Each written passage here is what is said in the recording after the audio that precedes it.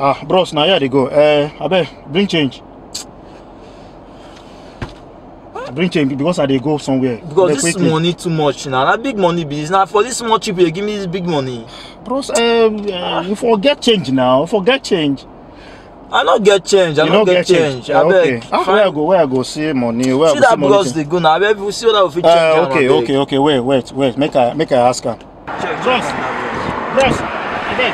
Where? Bros, how you doing now? I beg, bros, I want cut this money. I beg, if you help me cut am. Wetin I dey value for now. I dey cut money well for people. You dey cut money? People dey employ me because I want pay driver. I cut am. You collect half. Quickly. What you want do? You want cut my money? No, but wetin you tell me I thought say make you cut. No, I thought say make you change the money. If I thought say make you cut the money, I mean say you go cut and bill. Sure that mascara. I be bank. When you go come meet me, tell me say make I change money for you. You say make I cut, and I be professional for cutting of money. You got to give me money, make I change. Money. Make I cut for you. I beg you carry your wallet. They go. If I thought say make you cut money, I mean say you go tear am to two. Wetin be cut?